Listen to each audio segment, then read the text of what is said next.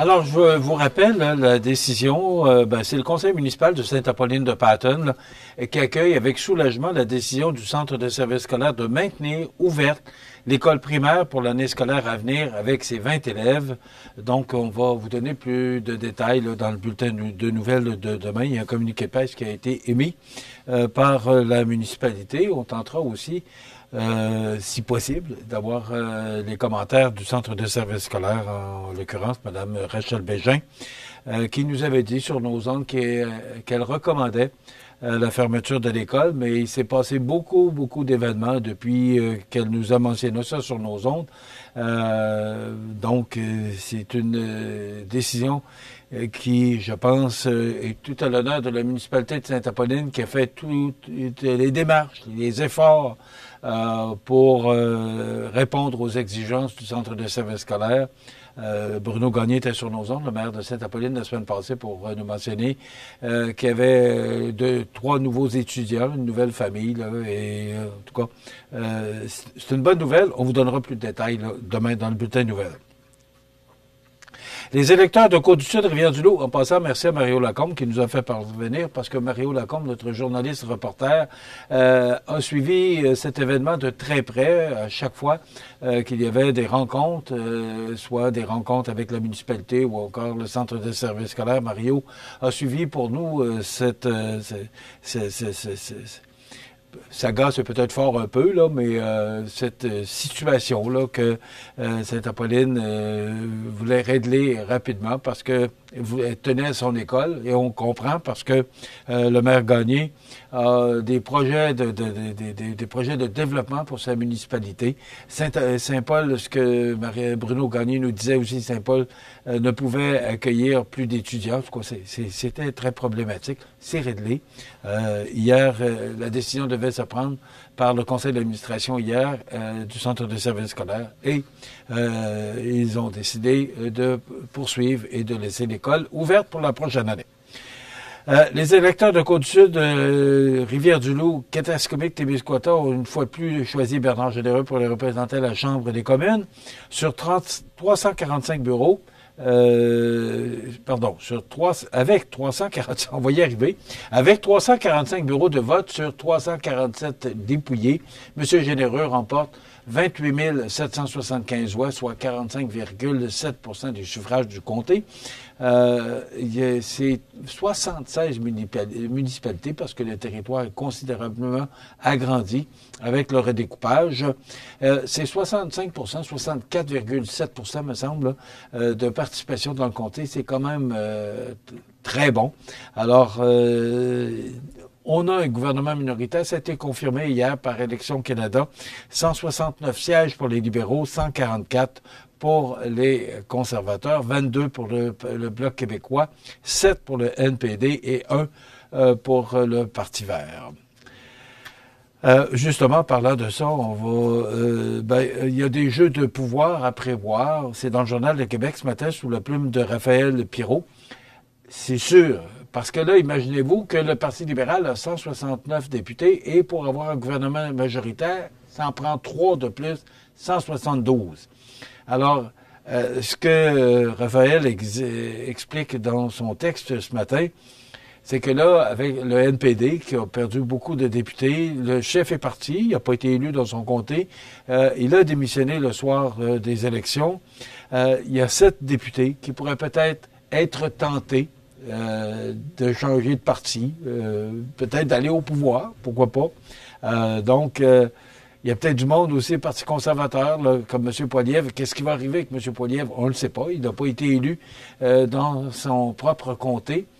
Il veut demeurer, ce que moi j'ai entendu hier, il veut demeurer chef du Parti conservateur, le temps de trouver un comté où il pourrait se présenter dans une partielle.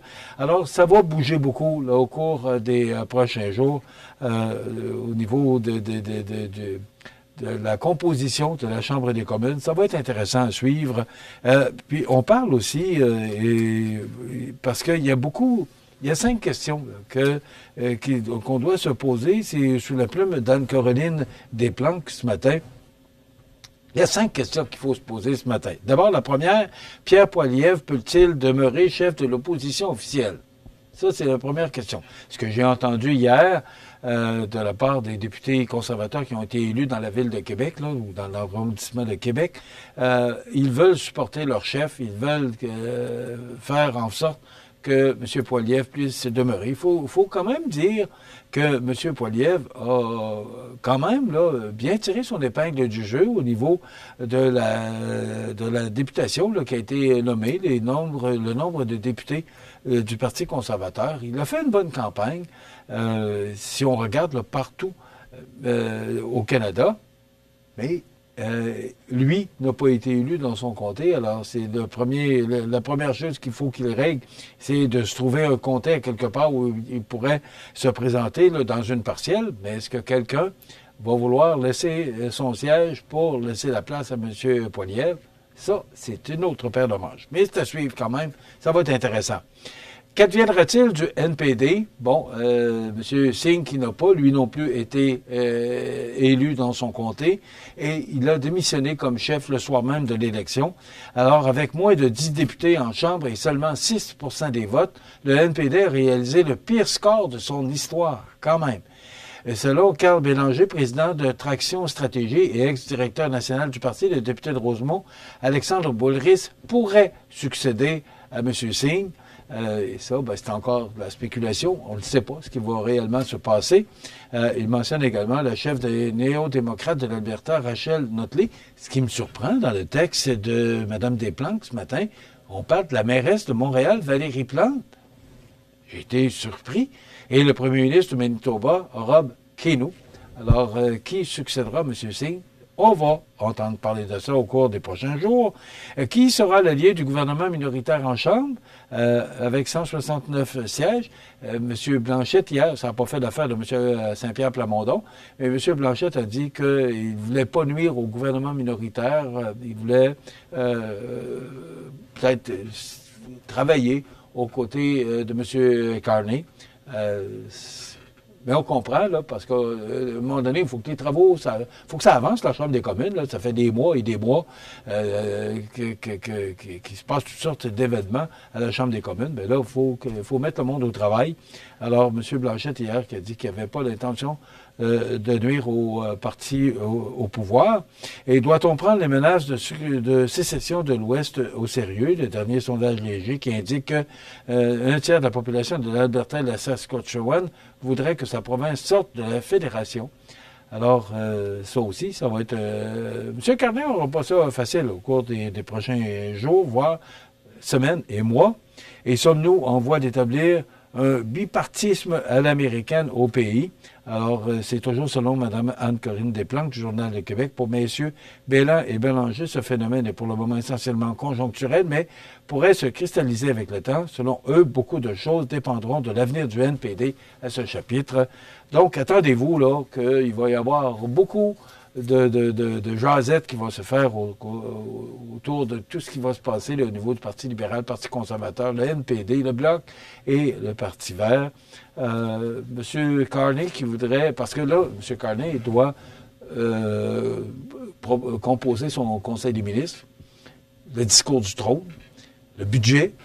Alors, il a beaucoup de pain sur la planche. Est-ce qu'il peut rappeler les députés à la Chambre des communes avant la période estivale? Je serais surpris. On est quand même le 30 avril aujourd'hui. Les travaux pourraient recommencer en septembre, le temps de donner à M. Carney là, de faire tout ce que je viens de lui nommer. C'est quand même beaucoup de pain sur la planche pour le nouveau premier ministre, alors surtout face à un gouvernement minoritaire. Alors, on va suivre ça de très près, ça va être intéressant. Aussi, 4,2 milliards pour un pont sur le Saguenay. Ben, c'est ce qu'on voit dans le Journal de Québec ce matin, un pont qui pourrait unir Baie-Sainte-Catherine et Tadoussac. Et là, je ne sais pas si on a écouté Bonjour Côte-du-Sud, mais on parle, le tracé optimal pour la construction d'un pont sur le Saguenay est estimé à 4,2 milliards, selon l'étude d'opportunité déposée par le gouvernement, qui n'écarte pas un péage pour le financer. Et le projet, pour financer le projet et d'autres infrastructures comme le troisième lien. J'ai l'impression qu'ils ont écouté Bonjour Côte-du-Sud, hein, un péage, ça aiderait à réaliser des projets. Ce serait peut-être une bonne chose. Toujours utilisateur-payeur. Ben, pour ceux qui l'utilisent là, régulièrement, comme le pont Champlain à Montréal, ben, c'est une autre forme de taxe. Histoire à suivre. Demain, chronique Cultiver sa santé mentale avec Mélissa Boilard du Trait d'Union.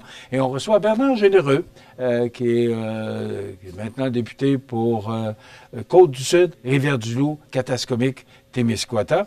Dans quelques instants, les avis de décès. Je vous souhaite une bonne journée. À demain.